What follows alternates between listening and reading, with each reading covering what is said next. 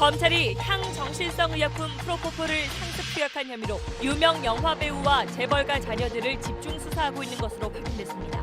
이미 이들에게 불법 투약을 해준 병원 원장과 직원 한 명이 구속된 상태입니다. 단독 취재했습니다. 이재용 삼성전자 부회장도 프로포폴을 불법 투약했다는 의혹이 불거졌습니다. 지난달 국민권익위원회에 공익제보가 접수됐고 검찰이 수사에 착수한 것으로 알려졌습니다. 삼성전자는 전혀 사실이 아니라고 밝혔습니다. 중국에서 코로나19 신규 확진자가 오늘 한꺼번에 15,000명 넘게 급증했습니다. 중국 당국은 통계 기준을 바꿨다고 설명했지만 그동안 환자 수를 줄여온 것 아니냐는 지적이 나오고 있습니다. 일본 크루즈선 감염 환자는 검역관 1명을 포함해 219명으로 늘었습니다. 일본 정부는 내일부터 바이러스 검사에서 음성이 나온 80대 노인들을 우선 배에서 내리도록 해 별도 시설에 보호하기로 했습니다. 미 국방부가 우리나라에 배치된 사드, 즉 고고도 미사일 방어 체계의 성능을 대폭 개선하기로 했습니다. 발사대 위치도 일부 조정할 수 있는데 북한과 중국을 견제하려는 뜻으로 풀이됩니다.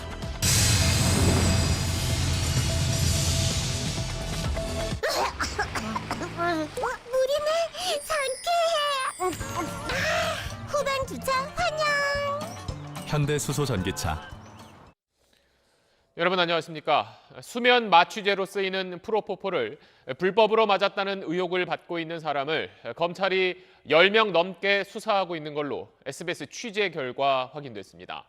수사 대상에는 유명 영화배우와 재벌가 자녀도 포함되어 있는데 검찰이 그들에 대한 소환 조사에 들어갔습니다. 오늘 함께 불거진 이재용 삼성전자 부회장 프로포폴 불법 투약 의혹은 잠시 뒤에 살펴보기로 하고 먼저 저희가 단독 취재한 내용부터 전해드리겠습니다. 한세연 기자입니다.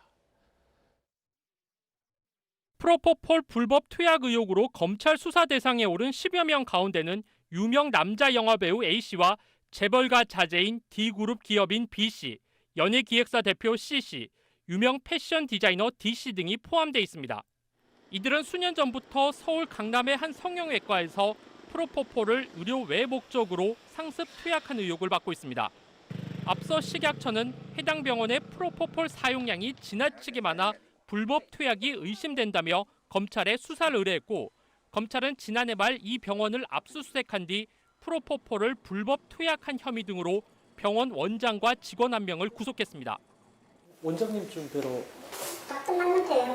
휴학했는데요. 아무도 안 계시는. 휴학을 좀 출근하는데요.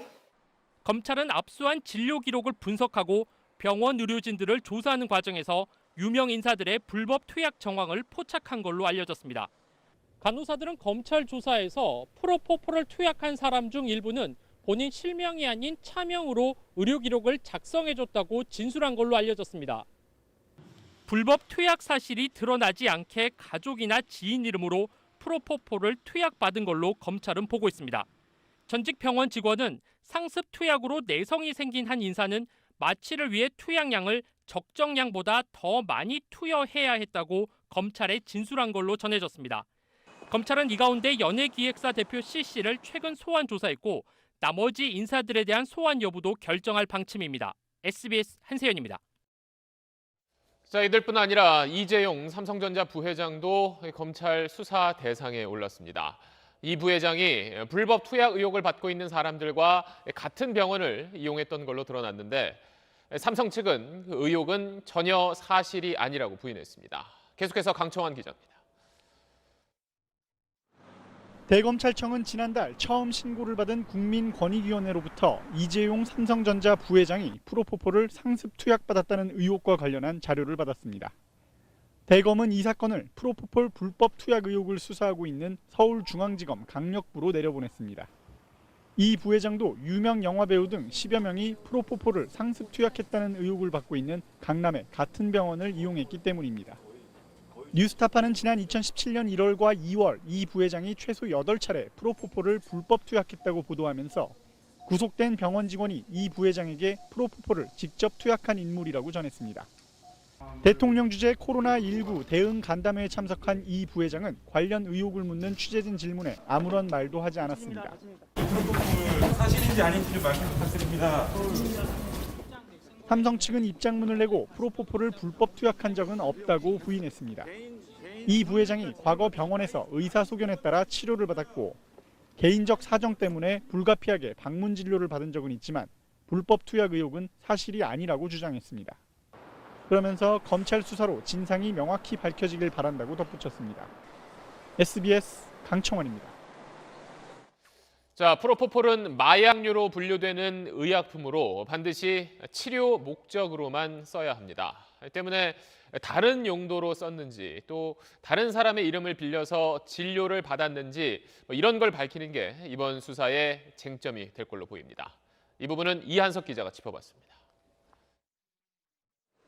하얀색 액체로 일명 우유주사라 불리는 프로포폴은 환자의 정맥에 투입해 수면 마취제로 사용되는 향정신성 의약품입니다. 특히 중독성 때문에 2011년부터 마약류로 분류해 용도와 수량을 철저하게 통제하고 있습니다. 따라서 의료 목적이 아닌 모든 투약 행위는 명백한 불법입니다. 검찰 수사도 이 부분에 초점이 맞춰져 있습니다. 투약 횟수가 많다는 것만으로 처벌이 쉽지 않은 만큼 수술이나 검사 같은 의료 행위나 미용 시술을 위해 프로포폴 투약이 꼭 필요했는지 적정량보다 많이 사용했다면 의료진이 판단한 근거가 뭔지를 집중 추궁할 걸로 보입니다. 하지만 의료진이나 환자 모두 치료 목적의 정당한 투약이라고 주장할 경우 혐의를 입증하긴 쉽지 않습니다. 검찰이 가장 주목하는 건 차명 진료 여부입니다. 차명 진료 자체가 의료법 위반 소지가 있는 데다 정당하다면 왜 차명 진료를 받았는지 투약을 받은 사람이 입증해야 하기 때문입니다. 불법 투약 의혹을 받고 있는 대상자들 가운데 상당수는 실명이 아닌 차명으로 진료를 받은 걸로 알려졌습니다. 여기에 프로포폴 투약 비용도 차명 계좌를 이용해 건넸을 경우 불법 투약 의혹은 더 짙어질 수 있습니다. SBS 이한석입니다. 지금부터는 코로나19 속보 살펴보겠습니다. 우선 바이러스가 처음 시작된 중국에서는 오늘 하루 확진 환자가 무려 15,000명이나 늘었습니다. 어떻게 된 건지 자세한 내용은 베이징을 연결해서 알아보겠습니다. 자, 송욱 특파원, 환자가 꾸준히 늘긴 했어도 하루에 15,000명은 정말 많은 숫자네요. 네, 발병지인 중국 후베이성의 확진 기준을 바꿔서 그렇다라는 게 중국 당국의 설명입니다. 기존 방식인 핵상 검사에선 음성이 나왔지만 CT 촬영 등 임상 진단에서 폐렴이 확인된 사람들, 지금까지는 의심 환자였지만 이제부터는 확진으로 분류하기로 했거든요.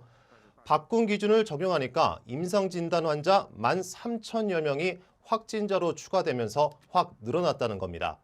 우리 질병관리본부도 통계 기준 변경에 따른 것이라고 분석했는데요.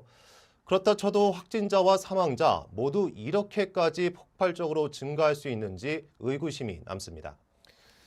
사실 그동안 중국에서는 사망자 숫자 또 환자 숫자를 줄여서 발표한다 이런 의혹이 있었는데 중국 당국이 혹시 그런 의혹들을 의식해서 그런 건 아닐까요? 네, 열악한 의료시설 때문에 감염 검사조차 제대로 받지 못하고 무슨 병인지 모른 채 사망한 사람들이 많았는데 통계에서는 누락됐다는 지적이 많았죠. 지금 나오는 영상을 보시면요. 코로나19 진원지인 우한에서 그 경기도 한 여성이 감염된 어머니를 살려달라고 입원 치료를 받게 해달라고 호소하는 모습입니다. 이렇게 의료시설이 부족하고 진단키트를 이용하는 핵상 검사도 정확성이 30에서 50% 정도에 불과하다는 중국 전문가의 발언도 있었습니다. 따라서 기준을 변경한 건 그동안 제기된 축소, 은폐 의혹을 털어내려는 의도도 있는 것으로 보입니다. 오늘 통계 변경 때문에 혼란이 많았는데요. 중국 당국은 지역 최고위직이죠. 후베이성과 우한의 공산당 서기를 동시에 경질했습니다. 성남 민심 무마용으로 해석됩니다. 자, 그리고 코로나19의 전염력이 예상보다 더 강하다 이런 분석도 나왔네요. 네, 미국과 중국 연구진이 확진자와 의심 환자 8,000여 명을 분석한 건데요. 코로나19 환자 1명이 3.77명을 감염시키는 것으로 추정됐습니다. 지난달 세계보건기구 WHO가 제시한 추정치인 환자 1명당 최대 2.5명보다 더 높은 수치입니다. 지금까지 베이징에서 전해드렸습니다. 자, 그제 아침 28번 환자가 발표된 뒤에 국내에서는 아직 추가 환자는 나오지 않고 있습니다. 다행스러운 일이긴 한데 보건당국은 그래도 아직은 중국 상황을 조금 더 지켜봐야 한다고 강조했습니다. 이어서 김영래 기자입니다. 28번 환자가 11일 아침 코로나19 확진자로 발표된 뒤 국내 추가 확진자는 없습니다. 어제 3차 정부 전세 기록 귀국한 우한 교민과 중국인 가족 147명도 검사 결과 모두 음성 판정을 받았습니다. 입국 당시 발열 등 증상이 있어 국립중앙의료원에 들어가 검사를 받은 5명도 포함된 숫자입니다. 퇴원한 7명을 제외한 나머지 입원 치료 중인 국내 환자들의 상태도 모두 안정적입니다. 보건당국은 환자 한 명이 폐렴 증상으로 산소 마스크를 사용하고 있지만 인공호흡기나 중환자실 치료가 필요한 중증 환자는 아무도 없다고 설명했습니다. 추가 퇴원도 이어질 거라고 예고했습니다. 퇴원을 고려하고 계시는 분들은 계속 한두 분씩 있으십니다. 하지만 국내 코로나19 유행 상황을 소강 상태로 규정하는 건 아직 이르다는 입장입니다. 무엇보다 중국의 상황이 관건입니다. 아직은 저희가 계속 중국에서 유입되는 인구들이 있고 상당수의 감염원이 중국에 있는 상황이기 때문에 아직도 예의주시해야 되는 그런 1, 2차 전세 기록 귀국해 아산과 진천의 생활시설에서 생활해온 우한 교민들은 오는 15일과 16일에 걸쳐 퇴소할 예정입니다. SBS 김영래입니다. 자, 환자들을 치료하기 위해서 그동안 국내에서도 여러 방법이 시도됐습니다. 의료진들이 그 경험을 바탕으로 오늘 치료 원칙을 내놨습니다. 나이가 들고 또 질환이 있는 경우라면 항바이러스 치료를 받는 게 좋다고 권고했습니다. 이 소식은 남주현 기자가 전하겠습니다. 국내에서 완치돼 중국으로 돌아간 일본 환자는 호흡곤란으로 산소를 공급받았고 CT에서 폐렴도 확인돼 항바이러스제를 투여받았습니다. 폐병변이 보인다는 것을 확인할 수 있었습니다. 그때부터 저희는 항바이러스제하고 항생제를 투여를 시작을 했고요. 반면 증상이 심하지 않았던 17번 환자는 항바이러스제 없이도 완쾌됐습니다. 코로나19 중앙임상 TF는 그동안의 진료 성과를 토대로 치료 원칙을 세웠습니다.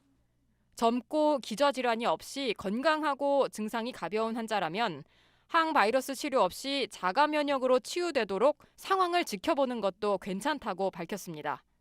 다만 고령이거나 기저질환이 있거나 비교적 중증이면 항바이러스 치료를 고려하라고 권고했습니다. 중증이란 폐렴 소견이 나타나거나 산소 공급이 필요한 경우 등을 뜻합니다.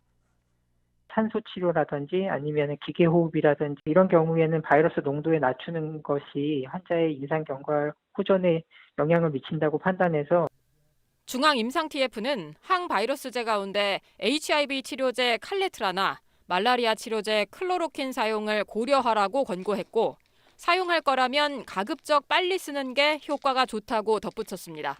SBS 남주현입니다.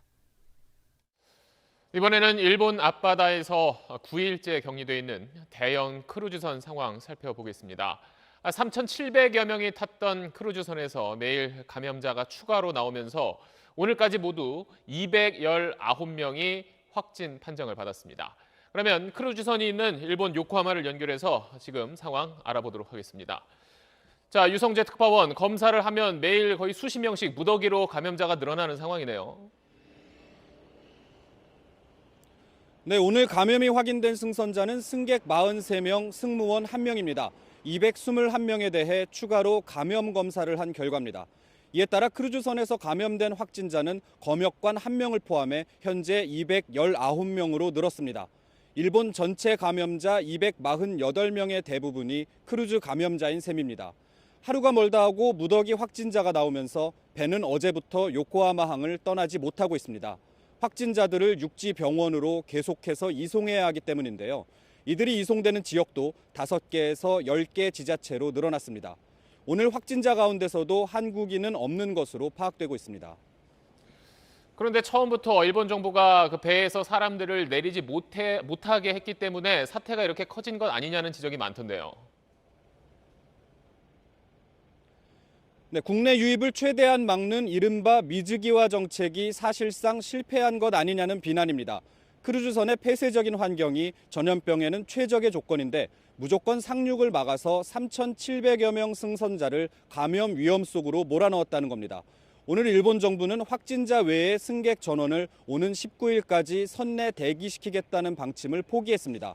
80대 이상 고령자 가운데 지병이 있거나 창문이 없는 객실의 승객을 내일부터 우선적으로 하선시키기로 한 겁니다. 승객 가운데 80대 이상은 모두 226명인데 아직 감염 검사를 받지 못한 승객이 있어서 검사를 서두르고 있습니다. 양성이면 병원으로 옮겨 치료하고 음성이면 정부 시설에 수용해 19일까지 경과를 지켜보겠다는 겁니다. 그러나 승객 상당수가 60, 70대로 여전히 고령자가 많고요. 어제는 10대 감염자까지 나오면서 선별적인 하선으로는 어림도 없다는 비판이 계속되고 있습니다. 자, 이 크루즈선과는 별도로 일본에서도 확진자가 1명 추가로 나왔다고요? 네, 조금 전 추가된 확진자는 도쿄 도내 택시 운전사로 나이는 70대입니다. 중국인으로 보이는 승객을 태운 적이 있다고 합니다. 일본 정부는 정확한 감염 경로를 확인하면서 택시 사업자에게 운전사들의 마스크 착용을 철저히 해달라고 요청했습니다. 지금까지 요코하마에서 전해드렸습니다. 자, 들으신 대로 크루즈선 안에서 환자가 빠르게 늘어나면서 일본 정부의 초기 대응에 대한 비판이 커지고 있습니다. 이렇게 사람들을 한정된 공간인 배 안에 두는 게 왜 위험할 수 있는지 조동찬 의학 전문 기자가 전문가들의 이야기를 들어봤습니다. 다이아몬드 프린세스 승객과 승무원 3,700여 명 중 219명, 그러니까 5.9%에서 코로나19 감염이 확인됐습니다. 한 명의 홍콩인 감염자로부터 2차, 3차 감염이 빠르게 진행됐다 하더라도 일반적인 환경이라면 설명하기 어려운 숫자입니다.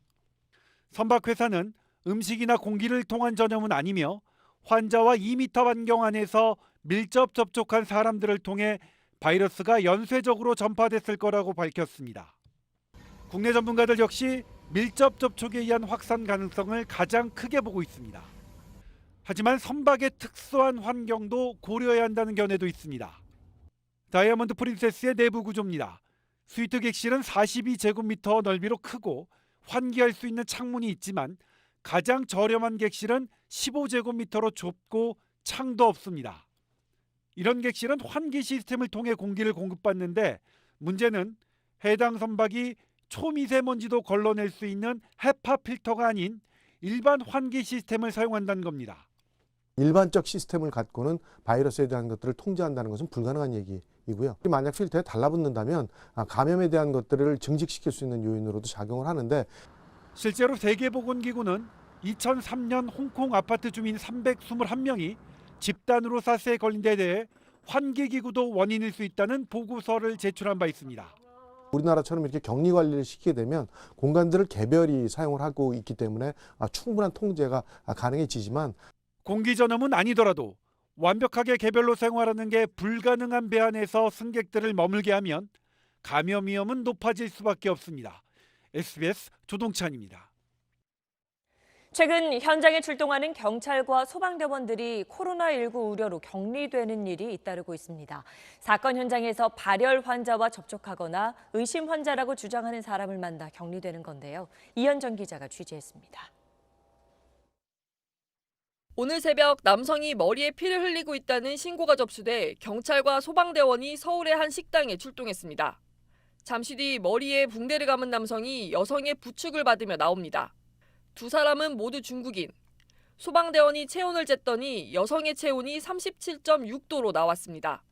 그런데 이 여성, 최근 코로나19 환자가 나온 중국 텐진에 다녀온 사실이 확인됐습니다. 이거 결과 나올 때까지 움직이지 말라고 다 뒤져서 보냈어. 소방대원들은 여성의 증상과 이력을 봤을 때 코로나19 감염 가능성이 있다고 보고 보건소에 신고해 병원으로 옮겼습니다. 출동했던 소방대원 3명은 119 안전센터에, 경찰 4명은 치안센터에 격리된 채 여성의 검사 결과를 기다렸습니다. 여성은 다행히 조금 전 음성 판정을 받았고 경찰과 소방대원 모두 격리가 해제됐습니다. 그제 제주에서도 한 남성이 병원에서 소란을 피운다는 신고를 받고 경찰이 출동했는데 이 남성이 최근 중국인 수입상을 만났고 고열 증상까지 보여 접촉한 경찰관들이 격리 조치됐습니다. 지난 10일 경기도 양주에선 검거된 지명 수배자가 자신이 의심 환자라고 주장해 경찰관들이 한나절 동안 자체 격리되는 일이 벌어졌는데 다행히 이들 모두 음성으로 판정됐습니다. SBS 이현정입니다. 정부가 마스크를 싹쓸이하거나 불법 반출하는 행위를 경고하며 엄벌하겠다고 했는데 이번에 마스크 410만 개, 그러니까 국내 하루 생산량의 40%를 사재기해 쌓아놓고 있던 업체가 적발됐습니다. 전영우 기자입니다. 세관 직원들이 한 통관 대행 업체를 압수수색합니다. 이 업체는 중국으로 수출되는 마스크 49만 개의 통관을 대행하면서 11만 개라고 축소해 신고했습니다. 최근 일주일 동안 적발된 불법 반출 마스크 물량은 73만여 개에 달합니다. 보건용 마스크를 다른 박스로 재포장해서 반출하려던 중국인, KF94 인증을 허위로 받아 중국에 수출하려던 제조업체도 단속에 걸렸습니다. 압수된 마스크들이 쌓여있는 세관 창고입니다. 상자들마다 500개에서 800개 정도 마스크들이 들어있는데 시가는 총 10억 원이 넘습니다. 수출 통관 관리 강화 조치를 통해 가한이 수출 신고 수량을 초과한 62건 10만 개는 통관을 불허하였습니다. 올 들어 지난 10일까지 마스크 410여만 개를 사재기한 업체도 식품의약품안전처에 적발됐습니다. 이 업체가 쌓아놓은 마스크는 국내 하루 최대 생산량의 40% 수준으로 73억 원어치입니다. 정부의 긴급 수급 조정 조치에 따라 모든 마스크 제조업체는 생산과 수출량을 식약처에 신고해야 하고 위반하면 형사처벌까지 받을 수 있습니다. SBS 전영우입니다. 코로나19 사태로 졸업식 같은 행사가 줄줄이 취소되면서 화훼 업계가 어려움을 겪자 정부가 편의점에서도 꽃을 팔 수 있도록 하는 방안을 내놨습니다. 그러자 그럼 우리는 어떡하냐며 동네 꽃집들이 반발하고 나섰습니다. 이성훈 기자입니다. 서울의 한 편의점입니다. 밸런타인데이를 하루 앞두고 장미꽃 생화를 한 송이씩 팔고 있습니다. 그럼 오늘 아침에 들어온 거예요? 네, 아침에 들어왔어요. 그전에도 이렇게 파신 적 있어요? 없어요. 쉬는 때지만 이렇게 팔아보는 생활을 이렇게 팔아보지 않았다. 코로나19 사태로 어려움에 처한 화훼 농가를 위해 정부가 편의점에서 꽃을 팔 수 있게 판로를 넓혀준 겁니다. 전국 5,500개 점포에서 작은 꽃다발과 공기정화식물 35만 개를 1년간 팔 수 있게 하겠다며 당장 장미꽃 2만 송이를 수도권 점포에 풀었습니다. 문제는 갑자기 강력한 경쟁자가 생긴 기존의 동네 꽃집들입니다. 코로나 바이러스 때문에 이제 타격도 많이 입었는데 이렇게 계속 이제 편의점에서 대형 기업에서 납품을 한다고 하니까 더 솔직히 암담한 심경이죠. 불만이 쏟아지자 정부는 근처에 꽃집이 없는 편의점만 고르겠다고 해명했습니다. 그 꽃집 옆에다 경합되는 지역은 피해서 하는 거고 거의 파원이 없는 곳이라든지 비경합 쪽으로 좀. 하지만 생화를 파는 편의점 근처를 둘러봤더니 당장 직선거리 200m 안에 작은 꽃집이 2개나 나옵니다. 타격이 좀 있는 편이죠. 같이 상생을 해야 되는데 좀 그런 부분에 있어서는 부적절한 방법이 아닐까. 정부는 3년 전에도 청탁 금지법으로 직격탄을 맞은 화훼 농가를 위한다며 편의점에 꽃 판매대를 만들었다 거둔 적이 있었는데 이번에도 반쪽짜리 정책이라는 비판이 나옵니다. SBS 이성훈입니다. 단체 손님을 상대해온 전세버스 업체들 상황도 어렵습니다. 최근까지 버스 13,000대분 계약이 줄줄이 취소됐습니다. 유수환 기자입니다. 서울 송파구에 있는 탄천 공영주차장입니다. 한창 운행 중이어야 할 전세버스들이 쭉 늘어서 있습니다. 버스 약 600대 정도를 수용할 수 있는 규모인데요. 빈자리를 찾아볼 수 없을 만큼 가득 메워져 있습니다. 코로나19의 우려로 중국 관광객이 끊기고 국내 단체 여행마저 줄며 생긴 현상입니다. 터지기 전에는 여기에 한 270대 정도 남아있지.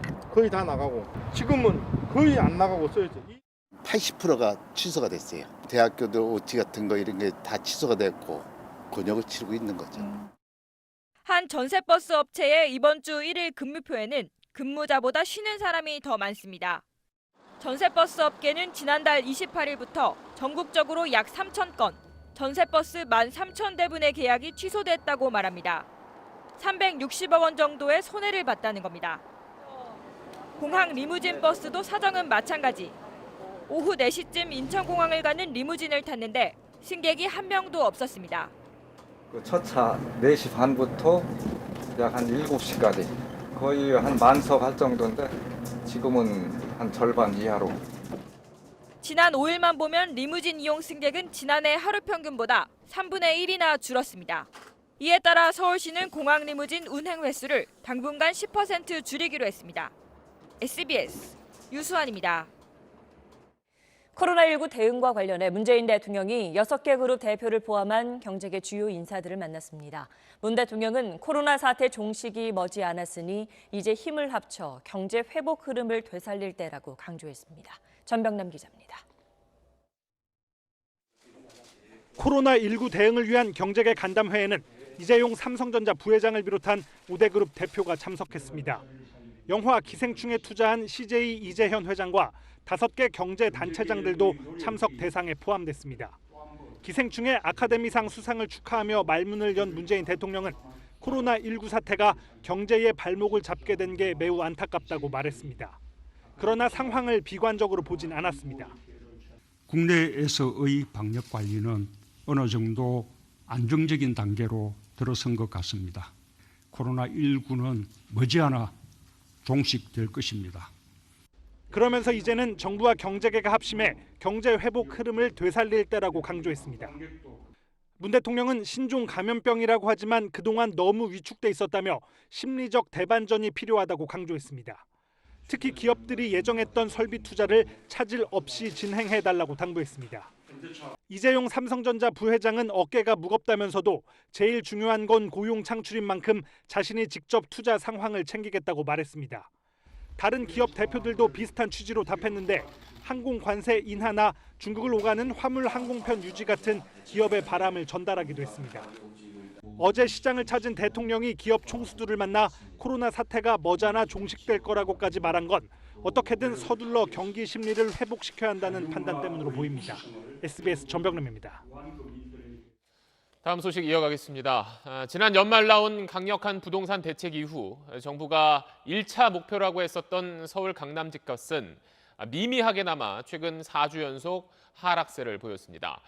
대신 수용성, 즉 경기도 수원과 용인 그리고 성남 지역의 집값이 급격하게 올랐습니다.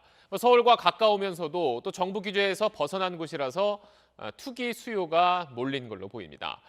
실제로 경기도 수원시 권선구와 영통구 또 팔달구 같은 곳은 한 주 사이에 집값이 2% 넘게 오르기도 했습니다. 이러자 정부가 부동산 추가 대책을 검토하고 나섰습니다. 정성진 기자입니다. 지난해 12월 초까지 4억 원대 초반에 거래되던 경기도 수원시 권선구의 84제곱미터 아파트입니다. 12.16 대책이 발표되자 가격이 오히려 치솟기 시작하더니 지난달 말 5억 5천만 원에 거래됐습니다. 두 달도 안 돼 가격이 30% 이상 뛴 겁니다. 신분당성 연장이라는 교통 호재에 더해 대출 등 정부 규제에서 벗어나 있어 투기 수요가 몰렸기 때문이라는 분석이 나옵니다. 은행 대출도 규제가 있고 양도세 문제도 있고 하니까 그러면 그 규제를 피해나간 지역이 어디냐 따지니까 지금 영통도 그렇고 용인도 그렇고 이쪽도 그렇고. 이런 과열 양상은 근처 용인과 성남에서도 마찬가지입니다. 오는 7월 입주를 앞둔 성남시 수정구의 한 재건축 아파트의 경우 평균 분양가 5억 8천만 원이었던 84제곱미터형에 프리미엄만 5억 원가량 붙었습니다. 15억 5천까지는 확실하지 않은데 8가가 12억 정도가 되니까 5억에서 6억 정도가 붙은 꼴이 됐죠. 강남을 누르니 강북 마용성이, 서울이 안정되나 싶으니 다시 수용성 집값이 뛰는 풍선 효과가 극심한 겁니다. 이쪽이 그 문제가 생기면 또 다시 거기를 규제하고 이런 방식으로 하지 말고 좀 선제적으로 넓게 규제를 하는 게 필요하지 않을까. 정부는 수원 권선구와 영통구, 성남 수정구 등을 조정 대상 지역 등으로 지정하는 방안을 검토하기로 했습니다. 대출, 세제, 공급 등에 걸친 추가 부동산 대책도 강구하고 있습니다. SBS 정성진입니다. 이 5.18이 정말 북한군이 개입된 것이었다. 합리적인 사실을 확인을 해나가야 됩니다. 네, 이렇게 5.18 민주화운동 정신을 훼손하는 망언을 했던 이종명 의원을 1년 전에 당시 소속당이었던 한국당이 제명하기로 결정했었습니다. 그런데 그 이후에 아무런 후속 조치를 하지 않다가 오늘에서야 최종 제명했습니다. 미래한국당으로 보내려는 꼼수라는 비판이 나오고 있습니다. 김민정 기자입니다. 한국당 이종명 의원이 5.18 폭동 망언을 한 날은 지난해 2월 8일이었습니다. 5.18 폭동이라고 했는데 10년, 20년 후에 그게 5.18 민주화 운동으로 변질이 됐습니다. 엿새 뒤 한국당 윤리위원회는 이 의원 제명을 결정했습니다. 의원총회에서 제명을 의결하면 최종 제명되는 거였는데 1년 동안이나 제명 소식은 들려오지 않았습니다. 딱 1년이 지난 오늘에야 한국당은 의총을 열어 이 의원을 제명했습니다. 이젠 제명할 사정이 생긴 겁니다. 자매정당이라는 미래한국당으로 이 의원을 이적시키기 위해서입니다. 오늘 이제 비공개 때는 이종명 의원님 제명 의결을 했습니다. 미래한국당 쪽으로 이제 가시게 되니까요. 비례대표인 이 의원은 제명되는 경우에만 현역 의원직을 유지한 채 이적할 수 있습니다. 미래한국당은 내일까지 현역 의원이 5명이 되면 최소 5억 5천만 원의 보조금을 받을 수 있는데 현재 의원이 2명뿐이라 의원 1명이 아쉬운 겁니다. 꼼수 제명이라는 비판이 나옵니다. 5.18 망언자 이종명 의원을 비례위성정당으로 보내기 위해 제명한 것은 헌법과 역사를 부정하는 것입니다. 민경욱 한국당 의원은 오늘 문재인 대통령과 여권 인사들을 원색적으로 비난하는 글을 자신의 SNS에 인용했다가 거센 비판을 받고 있습니다. 욕설이 난무하는 작자 미상의 글인데 진중권 전 교수는 함량 미달 인부는 정치계에서 퇴출돼야 한다고 성토했습니다. SBS 김민정입니다. 살인 미개로 훈련된 600명하고 그다음에 그 사람들 숨겨주기 위해서 어린애들, 노인들, 부녀자들 이게 게릴라 부대예요. 네, 역시 이렇게 5.18 민주화운동 희생자들을 모욕하는 망언을 했던 지만원 씨에 대해서 법원이 허위 사실을 유포했다며 징역형을 선고했습니다. 지만원 씨의 활동이 5.18의 역사적 의의와 가치를 폄하하는 거라고 지적했습니다. 이 내용은 임찬종 기자가 전하겠습니다. 지만원 씨는 5.18 광주 민주화 운동에 대한 여러 허위 사실을 유포해 관련자들의 명예를 훼손한 혐의로 재판에 넘겨졌습니다. 우선 지 씨는 광주 민주화 운동에 북한군이 개입한 증거가 있다고 주장했습니다. 당시 촬영된 사진에 나오는 시민들을 광주에서 활동한 북한 특수군이라는 뜻의 광수라고 지목한 겁니다. 영화 택시 운전사의 실존 인물인 고 김사복 씨를 빨갱이라고 부르기도 했습니다. 천주교 광주대교구 정의평화위원회를 두고 신부를 가장한 공산주의자들이라고 비방한 혐의도 받고 있습니다. 1심 판사는 모두 허위로 봤습니다. 지 씨가 지적한 사진 속 인물들은 북한 특수군이 아니라 피해자들이라고 판단했습니다. 그러면서 지만원 씨의 행위는 역사적 진실을 밝히기 위한 것이 아니라 5.18의 역사적 의의와 가치를 폄하하는 것이라고 판단했습니다. 고 김사복 씨 등에 대한 명예훼손 혐의 등도 인정해 징역 2년과 벌금 100만 원을 선고했습니다.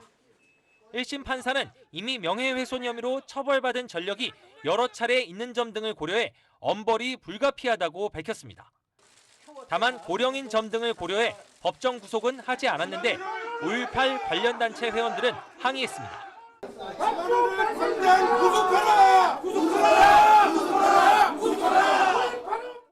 재판 직후 5.18 관련 단체 회원들과 지만원 씨 지지자들이 충돌하면서 한 명이 병원으로 옮겨지기도 했습니다.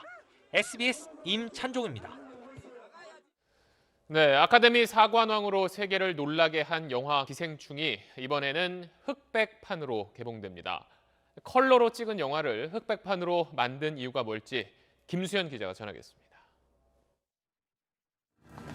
지난해 아카데미 감독상과 외국어 영화상 등 3개 부문을 수상한 로마는 흑백 영화입니다. 흑백 영화는 색채 대신 명암의 강약으로 독특한 질감을 만들어내고 빛과 그림자의 대조로 내면 심리에 집중시키는 효과가 있습니다. 많은 감독들이 고전 흑백 영화에 대한 향수와 예술적 오마주로 지금도 흑백 영화를 찍고 컬러 영화를 흑백판으로 리메이크합니다. 봉준호 감독 역시 로테르담 영화제에서 기생충 흑백판을 공개하며 흑백 영화에 대한 로망을 고백했습니다. 우리 세대가 생각하는 클래식들은 흑백이 많다 보니까 흑백하면 왠지 나도 클래식에 포함될 것 같은 그런 즐거운 환상인 거죠. 뭐 하우스메이드 바이 김기영, 알프레드 히치콕 사이코. 봉준호 감독은 2009년작인 마더 역시 2013년에 흑백판으로 다시 내놓은 적이 있습니다. 봉 감독은 당시에도 함께 작업했던 홍경표 촬영 감독과 함께 기생충을 흑백판으로 리메이크했습니다. 샷 단위로 저랑 DP랑 특히 이제 그 컬러리스트가 하나하나 작업을 했죠. 흙탕물 이렇게 출렁거리는 장신이 있는데 거기서 이제 이 농도 같은 걸 어떻게 조절하냐에 따라 많이 좀 차이가 생기더라고요. 한정 상영이나 블루레이로만 나왔던 마더 때와는 달리 기생충 흑백판은 극장에서 개봉합니다. 봉준호 감독 스스로도 더욱 강렬한 느낌을 받았다는 기생충 흑백판에 관객들의 반응이 주목됩니다. SBS 김수현입니다. 봉준호 감독은 우리나라를 넘어서 이제는 전 세계 많은 팬을 거느린 거장이 됐습니다만 불과 몇 년 전, 그러니까 과거 정부에서 한때 문학의 블랙리스트에 오르기도 했었습니다. 봉준호 감독이 만든 영화가 반미 정서를 부각하고 또 사회 저항을 부추긴다는 이유였습니다. 이 내용은 이경원 기자입니다. Parasite. 아카데미상 쾌거로 세계 영화 역사를 다시 쓴 봉준호 감독은 과거 정부의 문학의 지원 배제 명단 이른바 블랙리스트에 2번이나 올랐습니다. 2009년 이명박 정부 땐 국가정보원이 꼽은 좌성향 예술인 82명 가운데 강성 성향으로 분류됐고 박근혜 정부 때는 좌성향 문화예술인 249명 중 B등급에 포함됐습니다. 당시 영화계 A등급은 배우 문성근 씨 등 2명뿐이었습니다. 미군 부대에서 흘려보낸 독극물 때문에 영화 괴물의 괴수가 탄생했다는 설정은 반미 정서를 부각한다. 설국열차는 시장 경제를 부정하고 사회 저항을 부추겼다는 게 이유였습니다. 국가적 지원으로 활동한 케이스가 아니었기 때문에 영향이 없었는데 이제 창작자분들이 실질적인 피해도 많이 있었던 것으로 알고 있고. 배우 송강호 씨도 고 노무현 전 대통령을 떠올리게 하는 영화 변호인의 주연을 맡았다가 블랙리스트에 올랐습니다. 정권 눈밖에 났다는 추측이 무성했던 투자배급사 CJ E&M. 2016년 최순실 국정농단 국정조사 당시 청와대가 이미경 CJ 부회장의 퇴진을 요구했다는 증언까지 나왔습니다. 저희 그룹에 있는 이미경 부회장이 조금 자리를 비켜줬으면 좋겠다. 대통령 말씀이라고. 아카데미상의 영예와 함께 소환된 블랙리스트 사건은 예술은 곧 표현의 자유에서 잉태된다는 교훈을 되새기는 기회가 됐습니다. 근데 이제 과거죠. 다 이제 2번 다시 우리 역사에 그런 일은 없을 거라고 생각이 듭니다. SBS 이경원입니다. 네, 한 대학교 총장의 어머니가 돌아가셨는데 그 장례식에 학교 직원들이 동원돼서 일을 하게 했다는 제보가 저희한테 들어왔습니다. 학교 측은 직원들이 자발적으로 도와준 거라고 해명했는데 과연 맞는 말일지 김덕현 기자가 취재했습니다. 지난달 30일 성균관대 총장의 모친상 빈소가 서울의 한 장례식장에 차려졌습니다. 장례를 치르는 사흘 동안 손님을 맡고 화환을 정리하는 등의 잡무를 교직원들이 했다는 제보가 들어왔습니다. 직원들을 모친상에 동원을 해가지고 빈소로 가서 업무를 해야 된다고 부의금 받는 거라든지 화환 정리하는 거라든지 자신에게 빈소에 가 일을 도우라고 지시했다는 겁니다. 팀에서 가야 된다고 전달을 받아서 제가 가게 됐는데요. 다 합치면 한 10명에서 15명 정도 되지 않을까. 학교장도 아닌 총장 가족장에 교직원들을 동원했다는 겁니다. 취재 끝에 저희는 장례가 치러지는 동안 단체 대화방에서 오고 간 내용을 입수해 교직원들의 참여 사실을 확인했습니다. 장례 기간 학교 팀장급들이 참여한 단체 대화방. 한 팀장이 교직원 2명의 이름을 적시하며 조의금 수납 담당자로 정했다고 알립니다. 다른 팀장은 운구에 동원할 인력을 팀별로 배분해 비서실장에게 제안합니다. 학교 측은 대학의 상부상조 문화에 따라 직원들이 자발적으로 한 일이라고 해명합니다. 근로 개념으로 파견한 적이 없습니다. 서로 본인들이 마음에 닿는 대로 2시간, 3시간 가서 도와드리고. 상주인 총장의 해명을 직접 들으려 했지만 만남을 거부했습니다. 대학 관련된 일이 아니라 총장의 사적인 간호상들 동원이 된 거잖아요. 업무상 적정 범위를 넘는 걸로 볼 수가 있고 이러면은 직장 내 괴롭힘이 가능할 수가 있어요. 성균관대 직원 복무 규정은 직장 내 괴롭힘이 발생했을 때 이를 조사해 조치할 수 있도록 했는데 그 책임자는 총장입니다. 문제 제기를 할 수 없는 상황입니다. 이런 일을 하려고 학교에 취직했는지 뭐 그런 생각도 좀 들고요. 직장을 포함해서 우리 사회 곳곳에 아직도 이런 일이 벌어지고 있구나 뭐 이런 생각도 들었어요. SBS 김덕현입니다. 청와대 사랑채 근처에 세워져 있었던 천막들이 오늘 아침 모두 철거됐습니다. 서울시는 1억 원 넘게 든 그 철거 비용을 천막을 세워뒀던 단체들에게 모두 청구하기로 했습니다. 정반석 기자입니다. 7시 24분부로 행정대집행 제3조 제2항에 따라 행정대집행을 실시합니다. 서울 종로구청과 용역업체 직원 530여 명이 철거 작업을 시작합니다. 전광훈 목사가 이끄는 범투본과 정교조 등 9개 단체가 청와대 근처에 설치한 천막 13동이 오늘 아침 철거됐습니다. 큰 충돌은 없었지만 철거 과정에서 고성이 오갔습니다.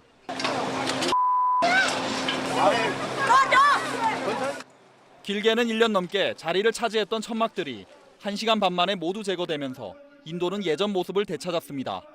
종로구청은 지난해 10월부터 5차례에 걸쳐 자진 철거를 요구했지만 이행하지 않자 강제 철거를 했다고 밝혔습니다.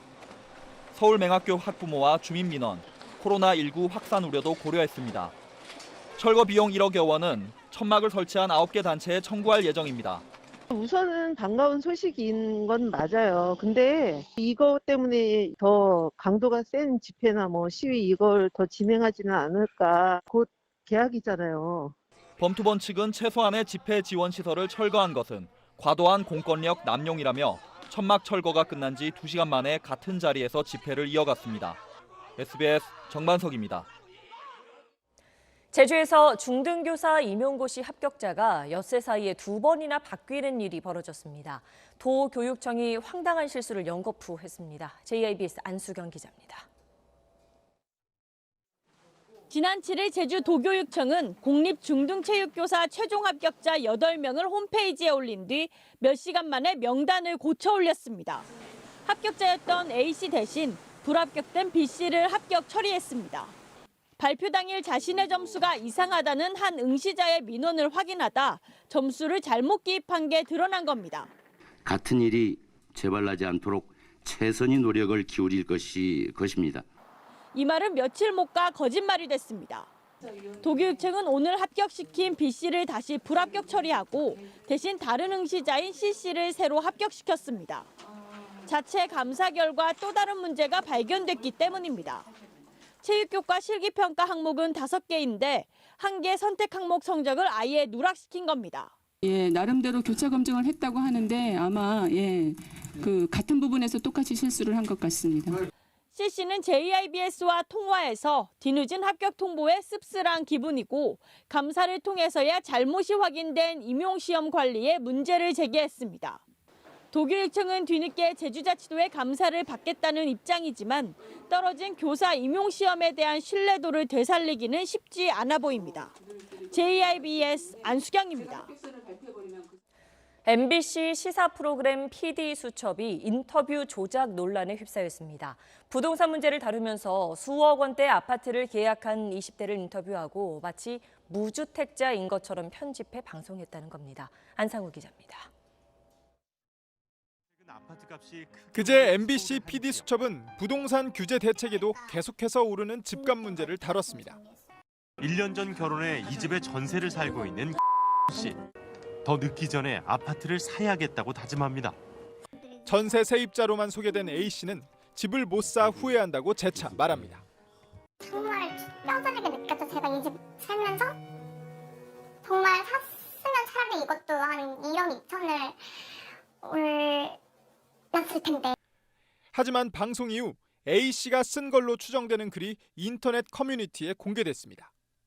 A씨가 자신이 구매한 아파트를 특정하지 말고 모자이크 인터뷰까지 요청했지만 제작진이 아파트 구매 사실은 편집할 테니 모자이크 처리는 하지 말자고 제안했단 내용입니다.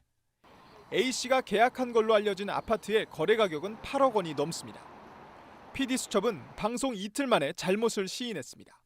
제작진은 집값 문제는 A씨뿐 아니라 젊은 세대 공통의 고민이고 아파트 계약 사실은 A씨의 요청으로 밝히지 않았다라고 해명했습니다. 2년 전에도 MBC는 비슷한 논란을 빚었습니다. 2018년 1월 1일 뉴스데스크에선 지인을 인터뷰해놓고 일반 시민 인터뷰인 것처럼 내보내 문제가 되자 명백한 취재윤리 위반이라며 사과했습니다. 방송통신심의위원회는 이번 PD수첩 인터뷰 조작 논란과 관련해 민원이 접수돼 검토 중이라고 밝혔습니다. SBS 안상우입니다.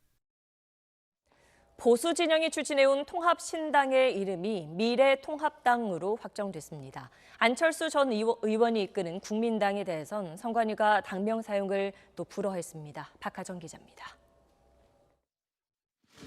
한국당과 새보수당, 전진당 등이 합치는 보수통합신당의 이름이 미래통합당으로 확정됐습니다. 청년들에게 이 문호가 활짝 개방되고 그들이 주인이 되는 정당으로 가야 된다라고 하는 취지가 있었고, 그런 의미에서 이제 미래라고 하는 것을 담자. 당 상징색은 분홍색 계열, 밀레니얼 핑크로 하기로 했습니다. 오는 16일 당 출범 목표로 지도부와 공천관리위원회는 현재 한국당 인원의 일부를 추가하는 방안이 검토되고 있습니다. 보수 통합을 앞둔 한국당은 일단 먼저 오늘 일부 지역구 공천을 확정했습니다. 서울 동작을 나경원, 서울 광진을 오세훈, 서울 동대문갑 허용범, 경기 성남중원 신상진 후보 등 4명을 단수 공천하기로 한 겁니다. 안철수 전 의원의 행보엔 또 제동이 걸렸습니다. 민중당과 당색이 비슷하다는 논란을 겪고 있는 마당에 안철수 신당에 이어 새로 바꾼 국민당까지 중앙선거관리위원회가 당명 사용을 불허한 겁니다. 국민당이란 당명이 이미 등록된 국민새정당과 비슷하다는 게 이유입니다. 국민당 측은 지난 2017년 선관위는 국민의당이 존재하는 상태에서 국민새정당을 허용한 바 있다며 고무줄 잣대를 규탄한다고 강하게 반발했습니다. SBS 박하정입니다. 민주당만 빼고 투표하자는 칼럼을 신문에 기고한 한 대학 교수가 있습니다. 민주당이 이 교수와 언론사를 검찰에 고발했습니다. 공직선거법 위반했으니 처벌해달라는 건데 교수는 표현의 자유를 말살하는 행위라며 반발하고 있습니다. 윤나라 기자입니다. 정권 내부 갈등과 여야 정쟁에 국민의 정치 혐오가 깊어진다. 재벌개혁은 물 건너갔고 노동 여건은 더 악화될 조짐이다. 이쯤 되면 선거는 무용하고 정치는 해악인데 한국당에 책임이 없지는 않으나 더 큰 책임은 민주당에 있다. 지난달 29일 경향신문에 실린 임미리 고려대 연구교수의 칼럼은 현 여권에 대한 강한 비판과 함께 공격적인 제안으로 마무리됩니다. 현 정권이 국민의 열망보다 자신들의 이해에 골몰하고 있으니 이번 총선에서 민주당만 빼고 투표하자는 겁니다. 이 칼럼에 발끈한 민주당은 임 교수와 경향신문을 지난주 검찰에 고발했습니다. 공직선거법상 공식 선거운동 기간 전에는 특정 정당 또는 후보자를 지지하거나 반대하는 선거운동을 금지하고 있는데 칼럼이 이를 어겼다는 주장입니다. 임 교수는 표현의 자유에 대한 억압이라고 즉각 반발했습니다. 민주주의의 핵심은 사실 표현의 자유 아닙니까? 민주당의 고발이 한마디로 표현의 자유에 대한 심각한 억압이라고 생각을 합니다. 노무현 전 대통령의 열린우리당 압도적 지지 발언이 선거운동에 해당한다고 볼 수 없다고 지난 2004년 헌법재판소가 결정했던 것처럼 자신의 칼럼도 선거운동이 아니라고 임 교수는 주장했습니다. 정의당과 대한신당도 이전 정권의 전철을 밟지 않기를 바란다거나 여당이 표현의 자유를 보호하지 않으면 누가 보호하느냐면서 고발 철회를 촉구했습니다. SNS엔 칼럼 제목인 민주당만 빼고를 해시태그로 삼아 나를 고발하라는 글을 올리는 진보 성향 인사들도 잇따르고 있습니다. SBS 윤나라입니다. 지난 2016년 대형 법조 비리 사건인 정은호 게이트 당시 수사 기록을 유출한 혐의로 재판에 넘겨진 현직 판사 3명이 1심에서 모두 무죄를 선고받았습니다. 사법농단 의혹에 연루된 현직 판사들에 대한 법원의 첫 판단입니다. 원종진 기자입니다. 오늘 1심 선고를 받은 현직 법관 3명은 지난 2016년 당시 서울중앙지방법원 형사수석부장과 영장 전담 판사들입니다. 이들은 당시 정은호 게이트와 관련해 판사들에 대한 수사가 확대되는 걸 막기 위해 영장 기록에서 검찰 수사 상황 등 정보를 수집한 뒤 법원 행정처에 보고한 혐의로 재판을 받았는데 모두 무죄가 선고됐습니다. 저희는 처음부터 이 사건이 유죄가 나올 것이라는 생각은 전혀 하지 않았습니다. 재판부는 조희연, 성창호 판사가 형사수석부장이던 신광열 판사에게 수사 상황을 보고했던 정황은 인정되지만 행정 업무를 맡은 상급자에게 영장 처리 결과를 보고한 걸로 판단했습니다. 사법부 조직 보호를 위해 수사 정보를 누설하려고 조직적으로 공모한 건 아니라는 겁니다. 신광열 판사가 법원 행정처에 넘긴 정보들도 언론에 알려지거나 행정처가 이미 파악했던 내용으로 공무상 비밀에 해당하지 않는다고 봤습니다. 검찰은 판사들의 행위에 대한 의도를 과도하게 좋게 해석했고 유출된 영장 기록이 공무상 비밀이 아니라는 법리 해석도 납득할 수 없다며 항소하겠다고 밝혔습니다. 세 판사의 혐의는 양승태 전 대법원장의 공소 사실에도 포함돼 있어서 오늘 판결은 양 전 대법원장 사건의 결론에도 영향을 미칠 걸로 보입니다.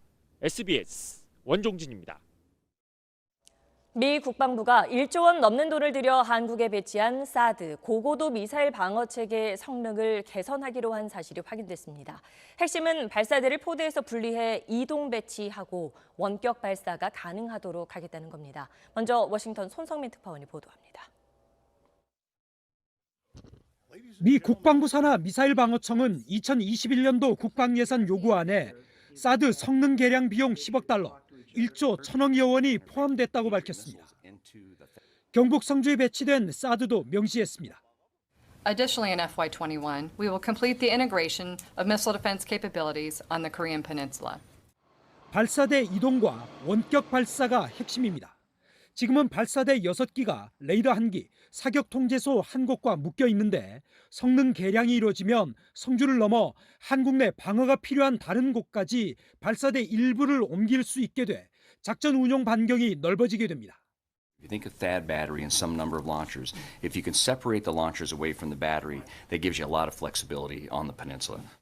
또 고도 40km 이상을 방어하는 사드 레이더를 이용해 40km 이하를 방어하는 패트리엇 미사일을 원격 조정하고 패트리엇 미사일을 사드 발사대 안에 통합하는 데에도 예산을 투입하기로 했습니다.